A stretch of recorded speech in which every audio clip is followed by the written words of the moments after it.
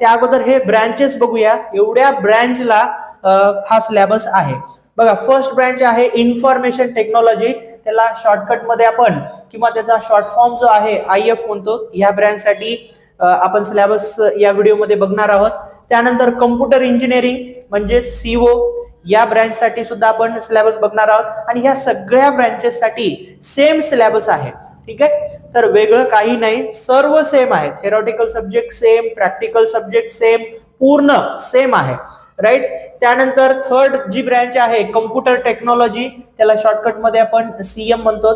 Right. आता CM म्हणजे इथं ह्या ठिकाणी तुम्ही म्हणू नका सर चीफ मिनिस्टर का, तर CM म्हणजे ह्या ठिकाणी कम्प्युटर टेक्नॉलॉजी. राईट, ही ब्रँच आहे. त्यानंतर फोर्थ ब्रँच आहे computer science and engineering, shortcut मध्ये आपण त्याला CW म्हणतो. त्यानंतर डेटा सायन्स, त्याला आपण DS म्हणतो.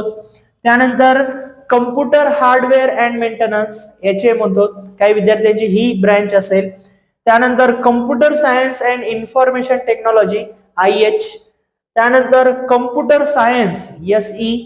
त्यानंतर आर्टिफिशियल इंटेलिजन्स AI, काही विद्यार्थ्यांची ब्रँच AI सुद्धा असेल, त्यांच्यासाठी सुद्धा हा व्हिडिओ महत्वाचा आहे.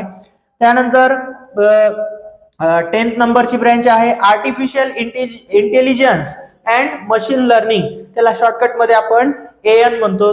त्यानंतर आहे cloud computing and big data, त्याला शॉर्टकट मध्ये आपण BD म्हणतो. ठीक आहे, तर हे total computer diploma in computer engineering group मध्ये टोटल 11 ब्रँचेस आहेत.